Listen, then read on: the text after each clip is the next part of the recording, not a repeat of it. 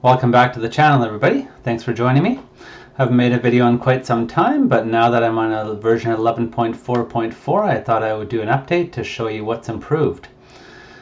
So I'm driving out to Sooke, BC today, which is about 25 kilometers, I think, each way out a pretty winding road. I did it once before on video in about April 2022, so you can look back at that video to compare how it did then and how it's doing now. It's been over a year. There certainly has been some improvements, but there's a few little glitches still. Not bad though. So here along this stretch you can see that the pavement has been removed with almost no lane markings, and it's having no problems at all handling that at this point. So that's quite good. Overall, the smoothness of FSD has certainly improved in the last year. There are still some glitches. You'll see one coming up here. I actually had to put the turn signal on as I'm merging because it still, for some unexplained reason, does not handle merge lanes at all. It just drives straight for the end of the merge lane and then lets the lane line bump itself over. So as you can probably tell, this video is running at 3 times speed just to keep it interesting. I will also put the chapter markers in the description of the video, so if you'd like to skip to some interesting parts along the way, you can do that down below. If you're enjoying the content, please like and subscribe, and if you have anything specific that you'd like me to cover on the channel, please let me know. Always happy to try out some new and interesting things around the Greater Victoria area here. So on the highway, of course, it generally doesn't have problems except for the one I mentioned already, which seems very simple to fix with the merge lanes, but for some reason for over a year, basically since FSD began, for me in my area anyways, it has not been able to handle those merge lanes, so you'll probably see a few more of those errors along the way here. So while we're heading down a non-interesting part of the highway, let's have a look at some statistics. Thanks to EVguyCanada, who runs the in-car tracker that gathers all the data that I'm gathering on this trip, which you'll see later on. So you'll notice, I found it pretty interesting that there's not really a huge improvement that's happened to the amount of disengagements over the past year or so. I guess it has gone up a bit, but really not as significantly as I would have hoped. So let's have a look at what's causing those disengagements. On the highway, pretty much matching my experience, that it's mostly those lane errors on the highway. And then when you get to the city, of course, there's some additional complexity. So again, it's a lot of lane errors as well as interaction with other cars and other errors which are unspecified. So here you can see me using the tracker from EVguyCanada. I just gave it a demerit there under the other category for changing lanes while I was in the solid line of the left turn lane there. Here we have a roundabout. Let's see how it handles that one. Did pretty well. Simple ones it seems to handle okay for the most part now. The complex ones I'll have to try again on 11.4.4 to see if it's improved. It was still doing some very strange things last time I tried it on multi-lane roundabouts, in that it was changing lanes in the roundabout. So I don't know if we'll see any of that behavior here, but it certainly saw that on the 11.4.3. So here we get some little bit more complex maneuvering.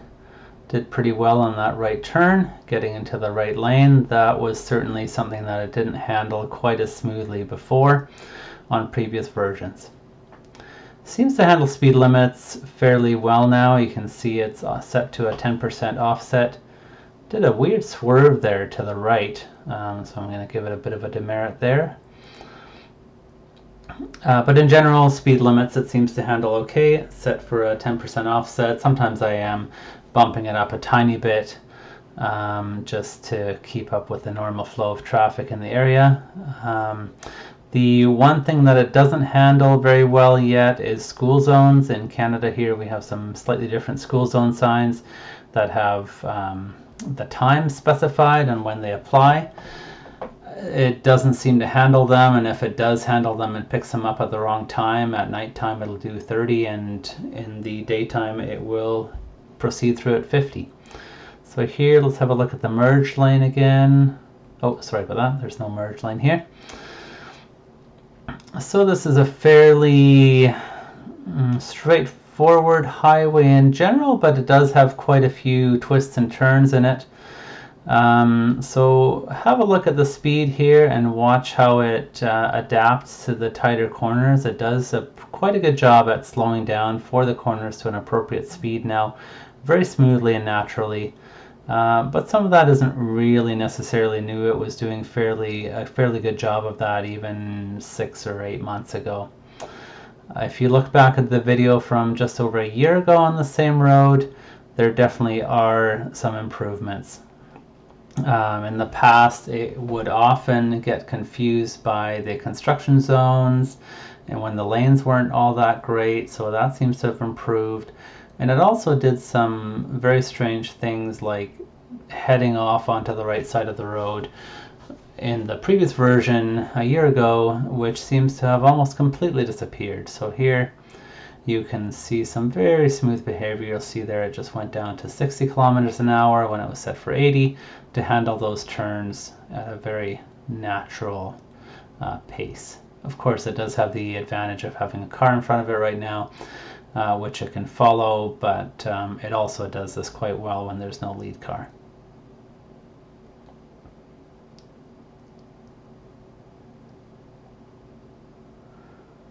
So something like this software, once fully fleshed out, would be a pretty significant benefit for people living out in Sooke that are often commuting to Victoria every day for work. So that drive, it only took us just over 30 minutes now, I think. It can take over an hour in rush hour traffic, so that would be fairly significant if it was possible to do something like that without paying attention in the future.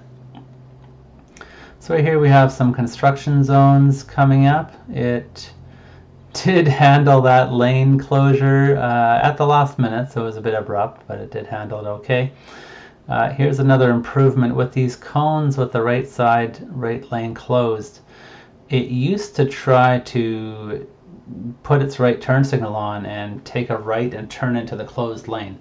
That completely has been fixed in this version. Even when the cones are down in some parts, I did not have any incidents of it trying to turn into the closed lane, which is great. So these are very small improvements, but they definitely add up to making for a much smoother drive. So let's see, since there's nothing too much happening on this drive, it's so good, I'll tell you about a few other things I've noticed on the recent versions, what it's good at and what it's not so good at. One of the things that it still hasn't been handling consistently are speed bumps. So for some reason, sometimes it handles them okay and sometimes it doesn't. Even the same speed bump sometimes gets treated differently on different drives, so I'm not sure what's happening with that. One thing it seems to be a little bit better at now than a year ago is parking lots. It seems to navigate them a little bit more smoothly now than in the past. It doesn't pick up emergency vehicles yet, of course. I don't know when that might be coming. I haven't really heard anything about it being able to respond to emergency vehicles with lights flashing. Seems to be doing pretty well driving against the sun here. Generally that has been pretty smooth for quite some time, but I'm always impressed on how they do that because it seems like it might be quite challenging to drive with glaring sun into the cameras.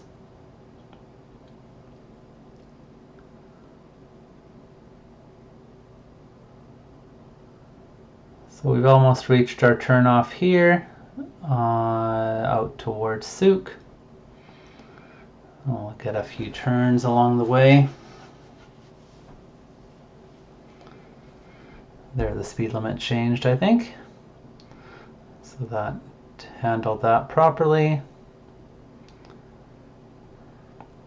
Here we have a right turn coming up here, getting smoothly into the right lane. You saw the hash marks there indicating that it was slowing down and the blue arrow in front of the car.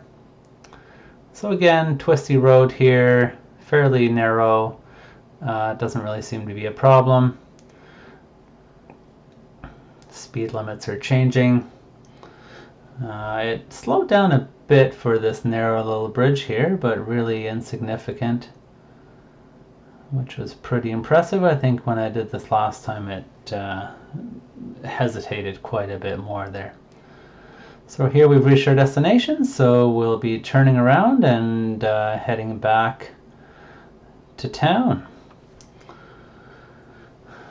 Pretty much nothing too different to report, so what I'll do is I'll speed up the video a little bit more here for the main drive into town, and then slow it down again to 3 times speed when we get to another interesting part. So pretty much the whole way back here it handled just like before, with pretty much no errors at all. So overall quite impressive to handle a drive like that. You know, it's fairly twisty, challenging road conditions with essentially no disengagements.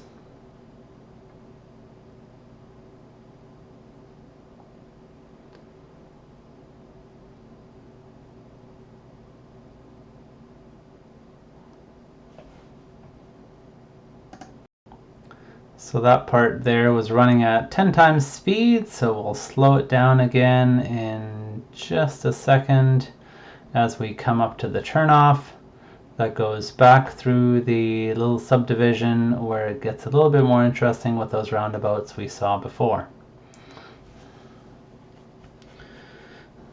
So here we are, almost ready to make the left turn. Should be getting into the left turn lane here shortly.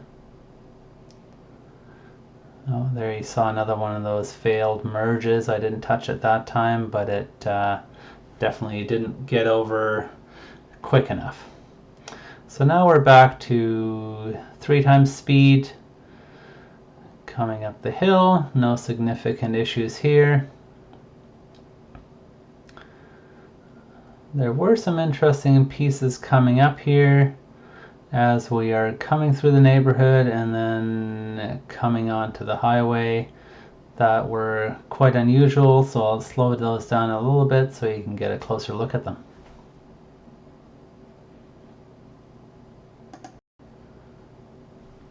So as you can see, a lot of the remaining issues are seemingly simple mapping errors with knowing when lanes will come to an end and getting into the correct lane at the correct time.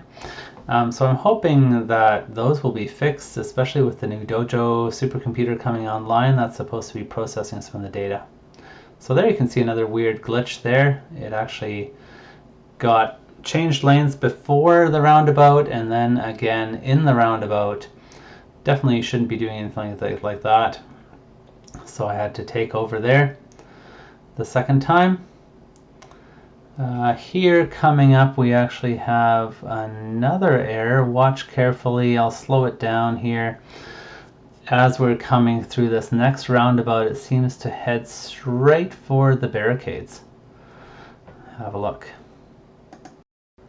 Here I'm going to slow it down to half speed. So we're coming to the roundabout. It seems to be having some problems mapping it as we're coming into it. It does eventually know to get in the right lane. Now it's trying to cut over to the left lane. It's heading straight for those barriers, so I had to take over last second to avoid hitting those. So those types of things definitely show you that even though it seems quite good overall, you do have to pay really careful attention at all times. Some things like that could happen at any time, whether you're heading for a barrier like that, which wouldn't have done too much damage, or definitely still some scenarios where it does head towards vehicles. So definitely if you have the FSD beta, do pay careful attention, even though as it gets better and better, it does become more and more tempting to pay less attention because it does seem so good 95% of the time or more.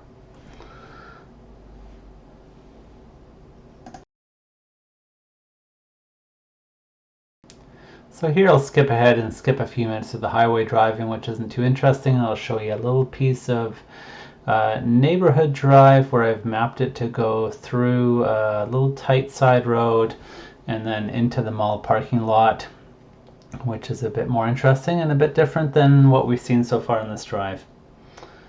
We're getting close to the end of the video, so if you're enjoying the content, please like and subscribe, and let me know in the comments what type of content you'd like to see more of or what you'd like to see less of. So here's our tight right turn into the very small road.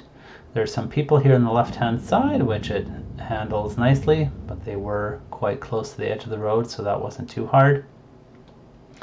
Here we're at 200% speed of the video playing. It got to the right side, avoiding that vehicle quite nicely, which it struggled with in the past. Here it's struggling with a tiny bit hesitation around that 90-degree corner, but it did manage to pull it off. You'll see limiting max speed for road type. That's a new notification as well when slowing down a bit more than it normally would. These people, it did start to see around them, but I did take over because after it started to see around them, it headed towards them again. I didn't want to scare them. Here we have regular stop signs, so no problems there, of course.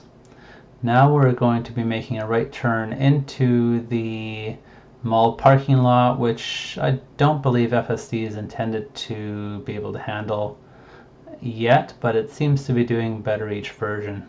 And mapping them so you can see quite a bit of mapping going on in the parking lot there and the visualization. And we'll end it there. Thanks for joining me. Have a good day.